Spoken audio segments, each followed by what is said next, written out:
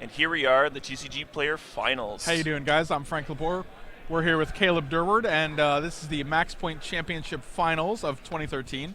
We're in Columbus, Ohio. Here we have Andrew Calderon on the right playing Esper Control, and Grand Prix champion Josh McClain on the left playing Mono Blue Devotion. It looks like they're both taking going a to mulligan 6. here. Andrew is actually he played against Mono Blue Devotion in the quarterfinals. Then he played against Mono Blue Devotion again in the semifinals. So to say his deck is favored and that he has practiced against Mono Blue Control would be kind of an understatement almost. Going through all of talking to all the Mono Blue players in this top 8, right. They all listed their worst matchup as Esper. So if McClain manages to do it, and I mean I have faith in McClain. I think if any one of these people can, it's him. It will be an upset. Josh McClain is the underdog in this matchup. Yeah, I mean, just based on deck choice alone. I mean, Andrew's deck has clearly shown that it's capable of demolishing the Mono Blue Devotion deck, and maybe we'll see that for a third time in this top 8.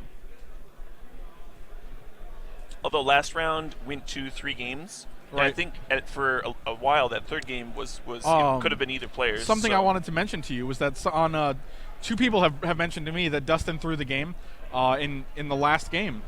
No, he missed an evolve trigger on Cloudfin Raptor, and from Weird it should have been 4 power plus 5 with Thassa for 9, and then you can pump the Weird 2 times. If you make the Weird unblockable, that's game. Did he have enough mana to make the Thassa unblockable too? 2 people told me the same exact situation, so I'm pretty sure he did. Sure. So I mean, missing that one trigger might have cost him the entire game. I mean, you play a lot of Magic over the weekend. It's 16 and here you rounds. are playing in the top 8. Yeah. Very competent players can make very boneheaded mistakes, such as missing an evolve trigger. Yeah, and I honestly I think that's a quality of being a good Magic player, to be able to play through that physical, like the fatigue. Not necessarily a good Magic player, an experienced Magic player, perhaps. Yeah. Maybe I'm splitting hairs. Maybe.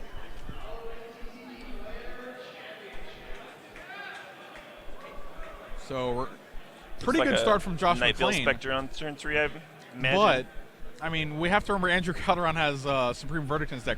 He might actually be slow rolling 2 planes so that Josh McClain feels a little more confident about overextending. Well, McClain has a Bident of Thassa in hand. I don't think he actually cares if Andrew has a Supreme Verdict, because he's going to draw 3 cards off of it. Oh, a Syncopate for the Thassa. That's pretty strong. Yeah, that's very good.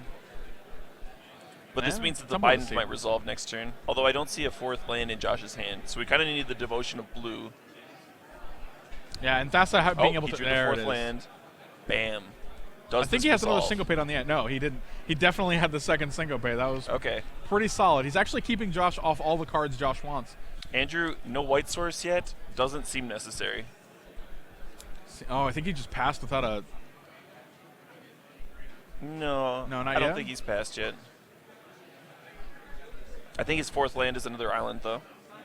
I think they're confirming life totals. Okay. Yeah, Watery Grave. Missing white, and I see a Detention Sphere in his hand. So, I mean... A Detention Sphere would alleviate a lot of this pressure, because Frostburn Word can hit for 4. Yeah, here's another Thassa, probably. Oh, Nightveil Spectre, okay. Okay. Now, if you're Andrew, he has a Far and Away in hand. Do you wait for the 1 more land, or do you actually just make him sacrifice a random guy now?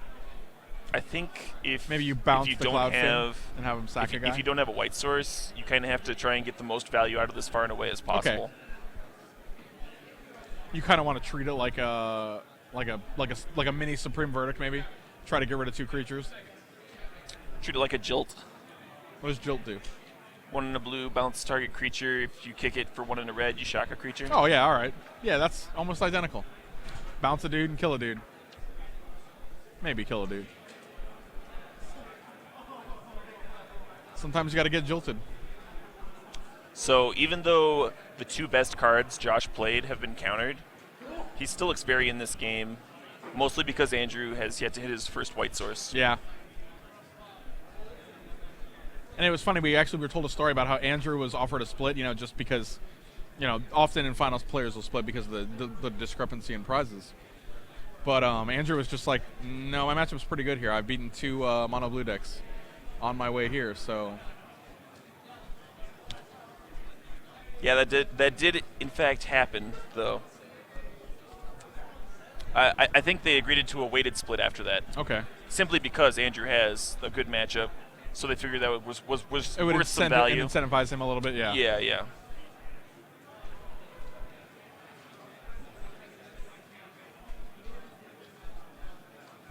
So Andrew will be getting $9,500. Josh McClain will be getting $8,500. Quite a chunk of change for both of these players. Yeah, either way. I mean, both players are coming out on top there. So they're still playing for glory. They're still playing for a cup. Yeah. They're playing for history, really. Yeah, I mean, then next year we'll be like, oh, the Andrew was the champion, or Josh was the champion, or whoever, and it's just one more championship that you'd have won if you're one of these players. Yeah. Josh McClain taking game 1.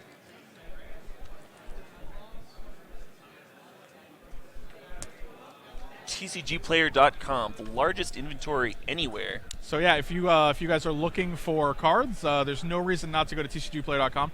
We basically have hundreds of vendors, literally hundreds of vendors, and they're all competing to give you the lowest price. So if you're looking for Thassa's, Mythics, Dragons, whatever, then head over to TCGPlayer.com. The public can now sell, so you're even more advantaged to go to TCGPlayer.com and pick up your singles for the lowest price. And it's actually, if you are just a regular Magic player like me or Caleb or whoever, you can actually sell your cards on TCG Player now. You just find the card you're looking for. You don't have to upload pictures. You don't have to write a description. You list the condition. You select from a list. You list the price you want to sell it at, and then you're done. With fees that are less than eBay, it's a lot easier. It's a lot more convenient, and anyone can do it. So. And the market on TCG Player is specifically looking for Magic cards. So. Yeah. I mean, I've sold cards on online forums before. Yeah. And it's always kind of sketchy. It's like, will this person pay me? Will this person actually send the cards I'm looking for? And now TCG Player has that accessibility for the common man, only without all the uncertainty. Right, and because the legitimacy of a major site. And because it's eBay, it's not specifically Magic, so you have to upload your own picture, you have to upload your own description. Whereas TCG, when someone goes to TCG Player to look for a Stormbreath Dragon, they know exactly what it is already. They don't need your description. Both players shuffling up for game 2. Josh McClain up a game.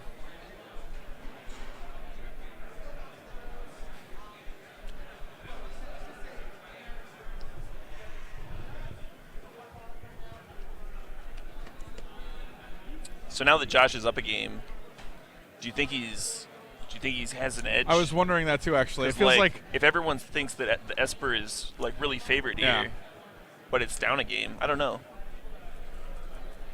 To be fair, Andrew did not get his colors, Yeah.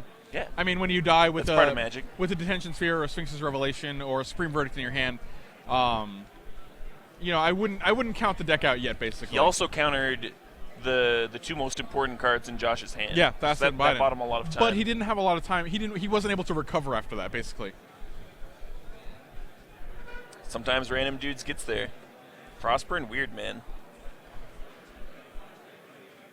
For you. Yeah, I mean, everyone underestimates the 1/4, but then when he's a 4/1, who's laughing then? Who's making fun of that elemental then? Is that guy an elemental? He's a weird, right? I don't know. I like you were asking the wrong person. I don't. What are you asking me for? Why would I know the creature type on that card? Well, because it's relevant. It's a weird. If it was an elemental, then it would get Puma Master. And I would know that. I suppose. I feel like we'd have discussed it by now.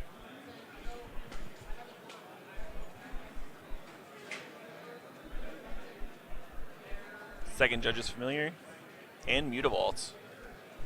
So this is it doesn't seem like the worst opener ever for the mono blue deck. I like a Sin Collector, although it whiffs.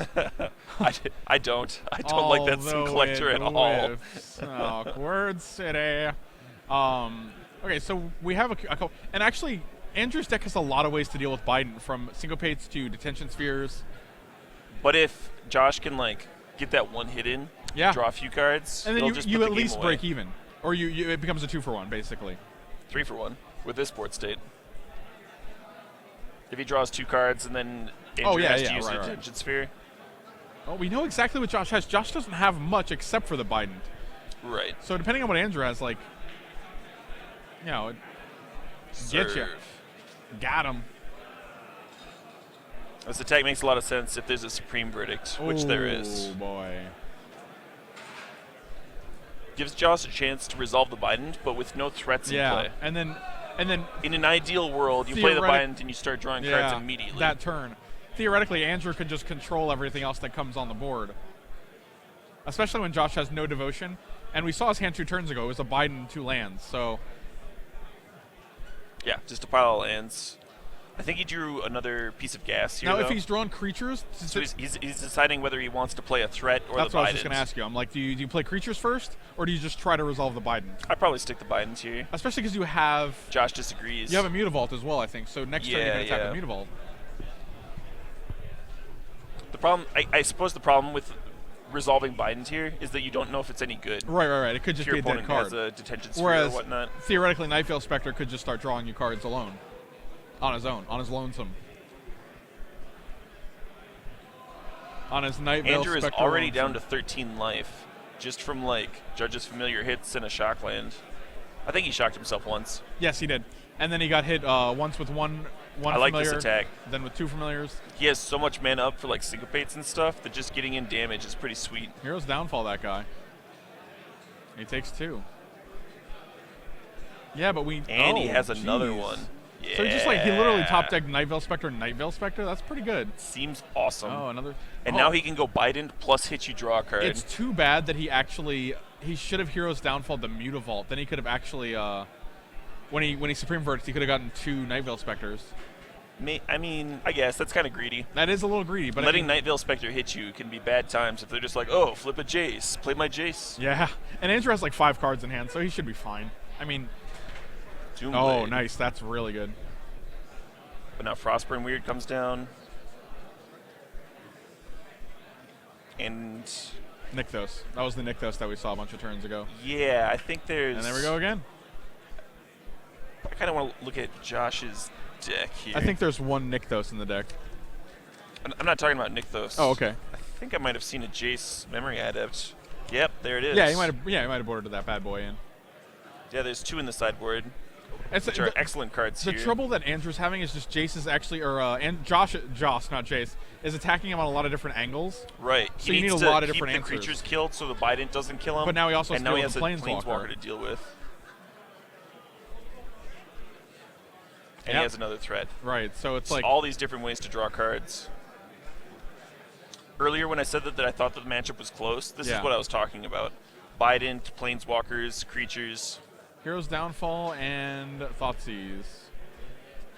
Which is, gets Thoughtseize gets a hard counter. Actually, well, I mean, Josh has no cards in hand, but he can also hit Andrew for 3 or 4 and draw a card this turn, so it might Putting actually Andrew be over. down to 3. Yeah. That's not very many. That is not enough not lives. a lot at all. And Andrew only has 4 lands. Oh, wow. I was going to say, if he can follow it up with another threat here. Yeah, and he that's a did. good He one. had the Mutavault. Wow. That's the game. Josh McClain with the upset. Do you remember the time Andrew was not going to split? Yikes. Yeah, Glad I'm sure he's glad he took the weighted split Yeah, now. I'm glad it went that way. Good games, though. Yeah.